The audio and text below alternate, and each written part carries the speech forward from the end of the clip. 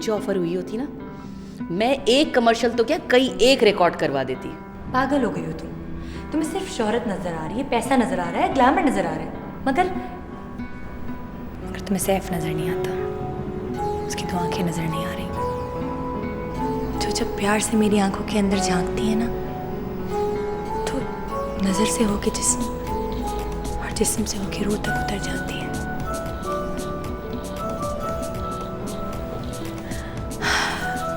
और तुम्हें पता है मुझे क्या मिल जाता है? पूरी कायनात, पूरी कायनात। और मैं क्या पागल हूँ कि पूरी कायनात छोड़ के उन चंद सिक्कों के पीछे और शोहरत के पीछे भागूं? नहीं, नो वे। खुदा के वास्ते चुप कर जाओ, पागल हो गई हूँ तुम तो, बिल्कुल पागल हो गई हो। काश मैं डॉक्टर होती, मैं फौरन लिख के दे देती कि इसको तो बिजली के झटके लगे और वो भी सरवत अली हाशमी के ऐन सामने, अकेले में नहीं।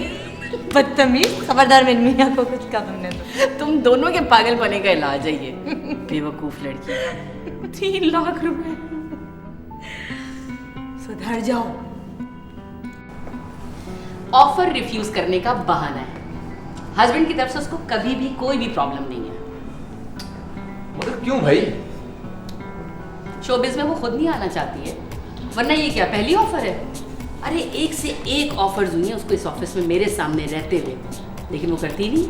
इस दफा तो क्लाइंट ठीक ठाक अमाउंट दे रहा है एक कमर्शियल के लिए। कमाल है, लड़कियां तो ऐसी अपॉर्चुनिटीज को तरसती हैं, और ये है कि मगर वो ऐसा कर क्यों रही है? बिस्मा का एक अजीब ही फलसफा है, बिल्कुल उल्टी खोपड़ी की लड़की, उल्टी खोपड़ी की।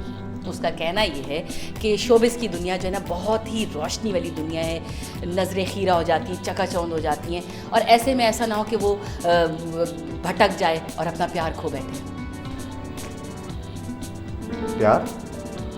मगर उस दिन तो वो बता रही थी कि वो मैरिड है। तो ठीक ही तो कह रही थी, उसका शौहर ही उसका प्यार है। भाई इनकी शादी को ठीक ठाक अरसा गुजर चुका है, मगर अब तक शौहर साहब खातून को एक महबूबा समझते हैं। और कोई इलाज नहीं है। मेरे साथ मिल के आता हूँ, ठीक है? आपको पता है सैफ आने वाले हैं, दोबारा तैयार हो। थके आ रहे ऑफिस से आओ और फिर स्पेशली अपनी मियां के लिए तैयार हो। वाह वाह, कहाँ का इंसाफ है ये। इस वक्त तो दिल चाह रहा है कि ऐसे ही बस सो जाऊं मैं। इतनी आने में इतनी देर क्यों लगा दी? सैफ के लिए तैयार नहीं तो उनका मूड ऑफ हो जाएगा। तुम कैसे गंदी संदे हलहुलिये में मुझे मिलती हो। और ये सबसे स्पेशल जाहिर है, सारा दिन मिट्टी में फिरती हूँ, इधर जाना उधर जाना, थक जाती हूँ। आ जाए अब आप घर, मैं बिल्कुल तैयार हूँ।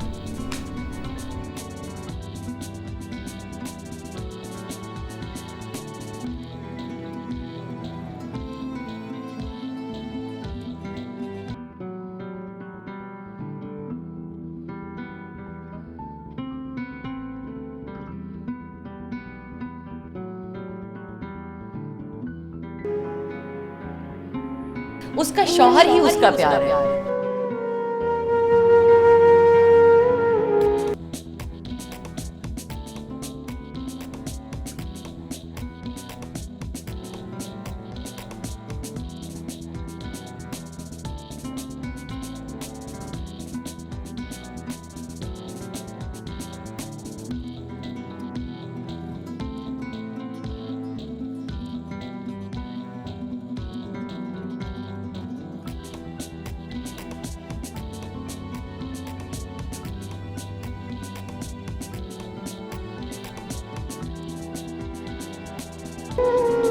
एक प्यार करने वाली बीवी के लिए उसके हस्बैंड का नाम बहुत खास होता है।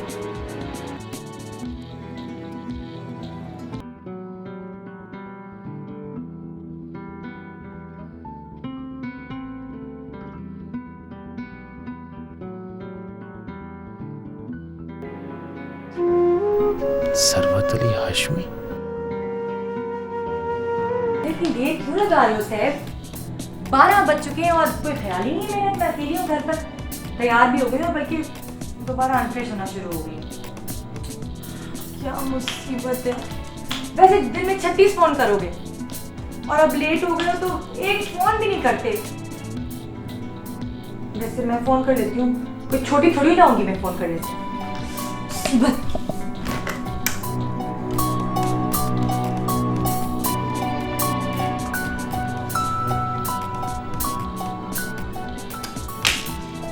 मुसीबत, मोबाइल भी बंद किया हुआ है। अब बंदा कैसे बात करे समझ नहीं आ रही मुझे तो। उफ अल्लाह, मैं क्या करूं? ठीक है,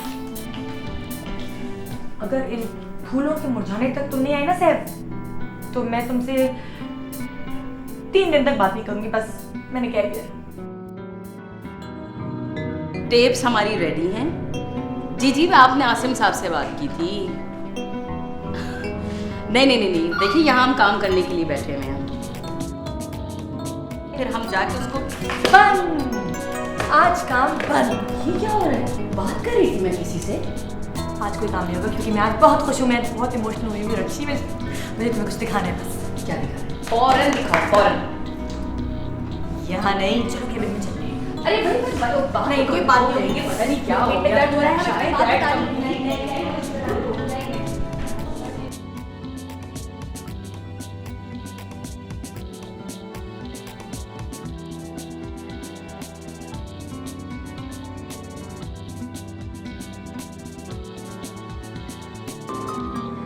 सरबत नहीं दिया। ऑब्वियसली, और कौन देगा मुझे? खैर ऐसी बात भी नहीं है, तुम गिफ्ट्स लेने वाली बनो, फिर देखो कितने आते हैं। मुझे नहीं चाहिए। बाय द वे, कल कोई खास ओकेजन था? सैफ को मुझे गिफ्ट देने के लिए किसी ओकेजन की जरूरत नहीं, उसे तो बस बहाना चाहिए। और कल का बहाना क्या था? कल रात को बहुत देर से घर आया, मैं बहुत गुस्से में थी। दिल चाह रहा था जब वो घर आए ना तो मैं उसके साथ। और फिर नेकलेस पे नजर पड़ी, और फिर तुम्हारा गुस्सा बिल्कुल पानी की तरह बैठ गया और मोम की तरह तुम पिघल गई। ऐसे ही हुआ ना? और अगर अब आपका गुस्सा कम हो गया हो तो प्लीज़ आसिम साहब को भुगत लीजिए, जो सुबह से आपको ढूंढ रहे हैं। आप वादा करके गई थी ना जल्दी आने का। तो जाइए मिलिए, क्योंकि ऑपरेटर अपनी सीट पे नहीं है, उसको मैं चक्कर दे रही हूँ। मैं कह रही हूँ बिस्मा यहाँ है, बिस्मा वहाँ है, बिस्मा यहाँ है। बस इस चक्कर में मैंने बिजी रखा है, फौरन जाके मिलते। पर्स तो छोड़ के जाओ। वैसे भी आधी स्टोरी बाकी है, मिलते हैं ब्रेक के बाद। ये और इसका सैव। क्या ये दुरुस्त है कि आप मिस्टर नुमानी की ऑफर रिफ्यूज कर आई हैं? जी सर। और बदतमीजी भी की है? हाँ की तो अच्छा किया ना, बहुत अच्छा किया। मैं इसीलिए पूछ रहा हूँ कि आपको अप्रिशिएट कर सकूँ। देखो ना, अब किसी की मर्जी के खिलाफ उसको ऑफर एक्सेप्ट करवाना, असिस्ट करवाना उसको अच्छी बात तो नहीं है। ठीक किया, बिल्कुल ठीक किया।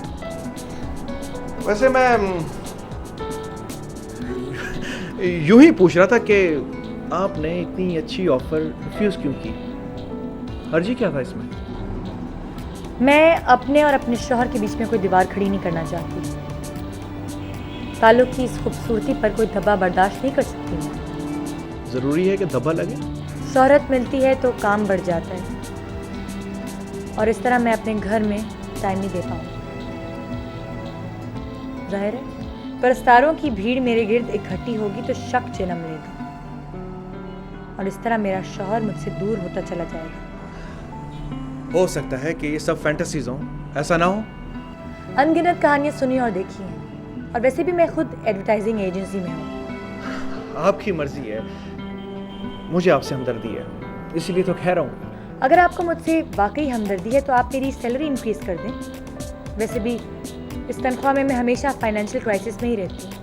फाइनेंशियल क्राइसिस का शिकार भी हैं और इज्जत और शोहरत के साथ दौलत भी टकरा रही है। जानती हैं आपके मिस्टर नुमानी आपको एक कमर्शियल के कितनी ऑफर कर रहे हैं? 3 लाख। 3 लाख।